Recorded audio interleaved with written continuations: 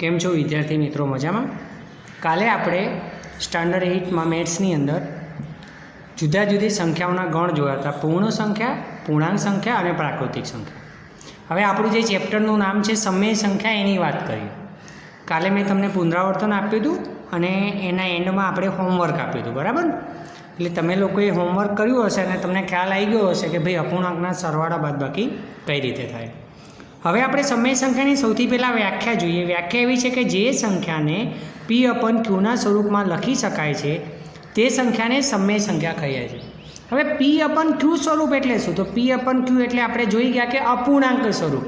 મેં કાલે તમને સમજાવ્યું હતું કે ભાઈ આપણે ચોથા ધોરણમાં હતા ત્યારે 1/5 એટલે કે 1/5 એટલે કે કોઈ વસ્તુના 5 ભાગમાંથી એક ભાગ, બરાબર? હવે તમને એવું થશે કે પૂર્ણાંક સંખ્યા છે, અહીંયા 5 છે એ પૂર્ણ સંખ્યા છે, તો એને અપૂર્ણાંકમાં કઈ રીતે દર્શાવી શકાય? જ્યારે પૂર્ણ સંખ્યા હોય એના છેદમાં તમે 1 મૂકો છો ને ત્યારે એ સંખ્યા અપૂર્ણાંક બની જાય છે. એ જ રીતે તમે દશાંશ અપૂર્ણાંક હોય, હું અહીં એક સંખ્યા લઉં છું 6.5, આને પણ તમે P/Qના સ્વરૂપમાં દર્શાવી શકો. કઈ રીતે? 65/10, બરાબર? એટલે કે તમે બાકીના જે ગણ હતા આપણા પૂર્ણ સંખ્યા, પૂર્ણાંક સંખ્યાઓ અને પ્રાકૃતિક સંખ્યા, એ દરેક સંખ્યાને તમે P/Qના સ્વરૂપમાં દર્શાવી શકો છો. એટલે કે આગળના બધા ગણ અને એના સિવાયના અપૂર્ણાંક અને દશાંશ અપૂર્ણાંક, એ બધા ગણ, એ બધી સંખ્યાઓ ભેગી થાય છે ત્યારે સમય સંખ્યાઓ બને છે. હવે આપણે સમય સંખ્યાઓ પછી જોઈએ ગુણધર્મ. સૌથી પહેલાં તો ગુણધર્મ એટલે શું? તમે 6ઠ્ઠા અને 7મા ધોરણની અંદર સંખ્યાઓના ગુણધર્મ શીખી ગયા હતા કે ભાઈ સંવૃત્તાનો ગુણધર્મ, ક્રમનો ગુણધર્મ, જૂથનો ગુણધર્મ. આ ગુણધર્મો એટલે કે દરેક સંખ્યાના ગણની વિશિષ્ટતા. અહીંયા આપણે વિશિષ્ટતા શીખવાની છે. હવે આપણે પૂર્ણ સંખ્યાને પૂર્ણાંક સંખ્યાના શીખી ગયા છે, પરંતુ આનું આપણે પુનરાવર્તન કરીશું અને જોડે જોડે આપણે સમય સંખ્યાના ગુણધર્મ શીખીશું. સૌથી પહેલું જોઈએ આપણે સંવૃત્તાના ગુણધર્મ. સંવૃત્તાનો ગુણધર્મ સમજતા પહેલાં આપણે સૌથી પહેલાં એનો અર્થ સમજીએ. સંવૃત્તતા એટલે શું? તો તમે પૂર્ણ સંખ્યાને પૂર્ણાંક સંખ્યામાં 6ઠ્ઠા 7મામાં શીખી ગયા કે સંવૃત્તાનો ગુણધર્મ કોને કહેવાય? કે જ્યારે તમે આ 4 જે આપણા પાયાની ગણતરી છે, એ પાયાની ગણતરી તમે જ્યારે કરો છો ત્યારે તમને જવાબ પણ એ જ જૂથનો મળે છે, તો આપણે કહી શકીએ કે આ જે સંવૃત્તતાનો ગુણધર્મ છે એ લાગુ પડે છે. આપણે જોઈ ગયા કે ભાઈ પૂર્ણાંક સંખ્યામાં દાખલા તરીકે હું એક પૂર્ણ સંખ્યાની અંદર બીજી પૂર્ણ સંખ્યા ઉમેરું તો જવાબ કેટલો મળે છે? પૂર્ણ સંખ્યા જ મળે છે. એટલે હું એમ કહી શકું કે આ જે પૂર્ણ સંખ્યા છે એ સરવાળાની પ્રક્રિયા માટે સંવૃત્ત છે. એ જ રીતે આપણે બાદબાકી કરી કે ભાઈ હું એક પૂર્ણ સંખ્યામાંથી બીજી પૂર્ણ સંખ્યાની બાદબાકી કરું તો જવાબ મને પૂર્ણ સંખ્યા મળે છે. પણ જો હું નાની સંખ્યામાંથી મોટી સંખ્યાની બાદબાકી કરું તો જવાબ મને પૂર્ણ સંખ્યા મળતી નથી. એટલે હું એમ કહી શકું કે આ જે પૂર્ણ સંખ્યાઓ છે એ બાદબાકી માટે સંવૃત્ત નથી. એ જ રીતે તમે ગુણાકારમાં કરશો તો ગુણાકારમાં પણ જે પૂર્ણ સંખ્યાઓ છે એ સંવૃત્તતા ધરાવે છે અને ભાગાકારમાં સંવૃત્તતા ધરાવતી નથી. હવે અહીંયા આગળ કેમ આવ્યું? પૂર્ણ સંખ્યાની અંદર આપણે ઋણ પૂર્ણાંકોનો સમાવેશ કરતા નથી, એના કારણે આપણે કહી શકીએ કે ભાઈ બાદબાકી માટે સંવૃત્ત નથી. હવે વાત કરીએ આપણે પૂર્ણાંક સંખ્યાઓની. પૂર્ણાંક સંખ્યામાં પણ આ સેમ જ ઉદાહરણ રહેશે. એના પરથી આપણે કહી શકીએ કે ભાઈ સરવાળા માટે સંવૃત્ત છે. એ જ રીતે બાદબાકી માટે આ ઉદાહરણમાં તમે જો કે આ -3 આવે છે. -3 કઈ સંખ્યા કહી શકાય? ઋણ પૂર્ણાંક કહી શકાય, કે જેનો આપણે પૂર્ણાંક સંખ્યામાં સમાવેશ કરીએ છીએ. એટલે કે એ બાદબાકી માટે પણ સંવૃત્ત છે, સરવાળા માટે પણ સંવૃત્ત છે અને ગુણાકાર માટે પણ. ભાગાકાર માટે સંવૃત્ત નથી. કેમ? કારણ કે છેદ ના ઉગતો હોય. દાખલા તરીકે હું 10/3 લઉં અને હું આના ભાગ પાડું તો આના ભાગ 0.3 પર છે, એટલે કે દશાંશ અપૂર્ણાંક આવશે, કે જેનો આપણે પૂર્ણાંક સંખ્યામાં સમાવેશ કરતા નથી. એટલે હું એવું કહી શકું કે આ ભાગાકાર માટે સંવૃત્ત નથી. સમય સંખ્યામાં પણ સેમ રહેશે કે તમે જ્યારે કોઈ પણ બે સમય સંખ્યાનો સરવાળો કરો તો તમને જવાબ હંમેશા સમય સંખ્યા જ મળે છે. એ જ રીતે કોઈ પણ સમય સંખ્યાની બાદબાકી કરો તો પણ સમય સંખ્યા જ મળે છે. સમય સંખ્યાનો ગુણાકાર કરો તો પણ તમને સમય સંખ્યા મળે છે. પણ જ્યારે તમે ભાગાકાર કરો છો ત્યારે ઘણીવાર એવું થાય છે કે જે જવાબ મળે છે એ સમય સંખ્યા મળતી નથી. એટલે આપણે એવું કહી શકીએ કે આ જે સમય સંખ્યાઓ છે એ ભાગાકારની પ્રક્રિયા માટે સંવૃત્ત નથી. આ આપણો પહેલો ગુણધર્મ થયો. હવે આપણે જોઈએ સંવૃત્તતા પછીનો જે ગુણધર્મ છે એ બીજો છે આપણો ક્રમનો ગુણધર્મ. હવે આપણે બીજો ગુણધર્મ જોઈએ, ક્રમનો ગુણધર્મ. હવે આ જે ગુણધર્મ છે એવું કહે છે કે જ્યારે આ ચારેય પ્રક્રિયા કરવામાં આવે છે ત્યારે દરેક વખતે ક્રમ બદલવામાં આવે તો જવાબ સરખો મળે છે કે નહીં. હવે આપણે એક ઉદાહરણ લઈએ. દાખલા તરીકે હું સરવાળાની પ્રક્રિયા કરું છું 4 + 2 તો મને જવાબ મળે છે 6.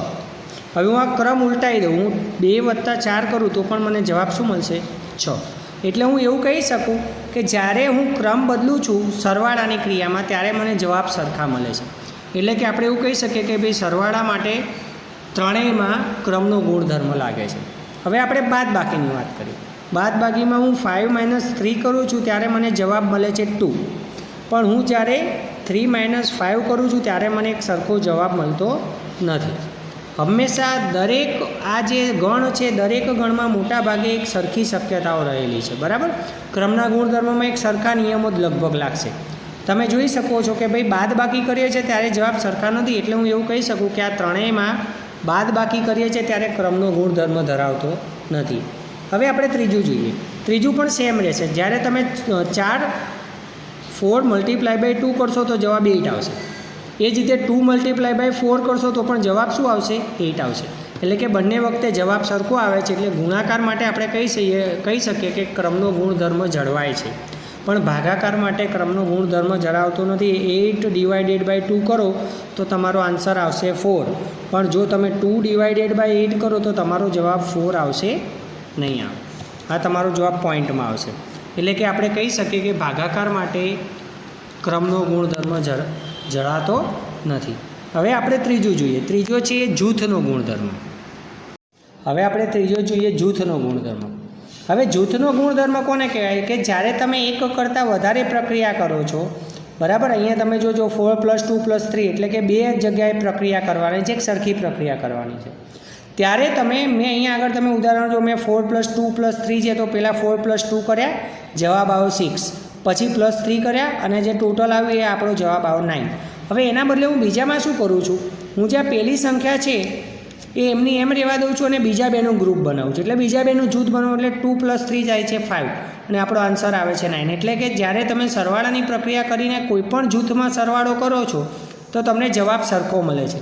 એટલે કે આ ત્રણેય ગણ માટે સરવાળાની ક્રિયામાં જૂથનો ગુણધર્મ લાગુ પડે છે. એ હવે આપણે બાદબાકીમાં પાડવાનો પ્રયત્ન કરીએ. બાદબાકીમાં આપણી જે રકમ છે 8 - 4 - 1. હવે હું 8 - 4 કરું તો મારો જો આન્સર છે એ આવે છે 4 - 1 તો મારો જવાબ આવશે 3. હવે એના બદલે હું શું કરું છું? આ 8 છે એને હું એમના એમ રહેવા દઉં છું, 8 - અને 4 અને 1નું ગ્રુપ કરું છું. એટલે કે 4 - 1 થશે 3 થશે. અહીંયા મારો જવાબ આવે છે 5. એટલે તમે જોઈ શકો છો અહીંયા 5 આવે છે, અહીંયા 3 આવે છે.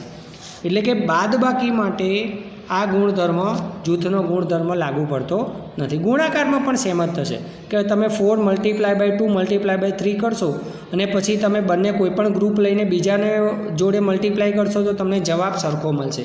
એટલે કે ગુણાકાર માટે આ ત્રણેયનો નિયમ લાગુ પડે છે. પણ ભાગાકારમાં પણ એ વસ્તુ થશે કે ભાગાકારમાં જૂથનો ગુણધર્મનો નિયમ લાગુ પડશે નહીં. આ આપણા મુખ્ય 3 ગુણધર્મો હતા. હવે આપણે જોઈએ તટસ્થ સંખ્યા. તટસ્થ સંખ્યા એટલે શું? તો તટસ્થ સંખ્યા આપણે એવું કહી શકીએ કે જ્યારે પણ કોઈ પણ સંખ્યા સાથે એ પ્રક્રિયા કરવામાં આવે છે તો જવાબ એ જ સંખ્યા મળે. મેં અહીંયા લખ્યું છે કે ભાઈ સરવાળા માટેની તટસ્થ સંખ્યા 0 છે. કઈ રીતે? કે હું ભાઈ 4 + 0 કરું તો મને આન્સર શું મળશે? 4. એટલે કે હું એવું કહી શકું કે હું કોઈપણ સંખ્યાનો 0 સાથે સરવાળો કરું ત્યારે હંમેશા જવાબ તે જ સંખ્યા મળે છે. એટલે આપણે એને તટસ્થ સંખ્યા કહી શકીએ. ગુણાકાર માટે તમે જોજો, જો ગુણાકારમાં તમે કોઈપણ સંખ્યાનો 0 સાથે મલ્ટીપ્લાય કરશો, ગુણાકાર કરશો તો યાદ રાખજો જવાબ હંમેશા 0 જ મળે. એટલે કે ગુણાકાર માટેની તટસ્થ સંખ્યા કઈ છે? 1 છે. કે ભાઈ હું 18 છે, 18નો 1 સાથે મલ્ટીપ્લાય કરું તો મને જવાબ શું મળશે? 18 મળશે. એટલે કે આપણે કહી શકાય કે ગુણાકાર માટેની તટસ્થ સંખ્યા 1 છે. આ 6ઠ્ઠા ધોરણમાં આવી ગયું, પણ આ બે વસ્તુ ખૂબ જ મહત્ત્વની છે. છોકરાઓ આમાં જ ભૂલ કરે છે. હવે એના પછીનું આપણે જોઈએ વિરોધી સંખ્યા. વિરોધી સંખ્યા કોને કહેવાય? તો જે બે સંખ્યાઓનો સરવાળો 0 થાય તે બે સંખ્યાઓને વિરોધી સંખ્યા કહેવાય. હું અહીંયા એક રકમ લખું છું કે ભાઈ દાખલા તરીકે 1/5 છે. આની મારે વિરોધી સંખ્યા શોધવી હોય તો હું કઈ રીતે શોધી શકું? તો આપણે વિચારીએ કે ભાઈ બે સંખ્યાનો સરવાળો હવે હું 1/5માંથી કઈ સંખ્યા બાદ કરું તો શૂન્ય જવાબ આવે? તો આપણે સીધી રીતે કેવું હોય તો હું સીધું કહી શકું હોય તો કહી શકું કે 1/5 માઇનસ 1/5 કરું તો મને જવાબ શું મળશે? શૂન્ય મળશે.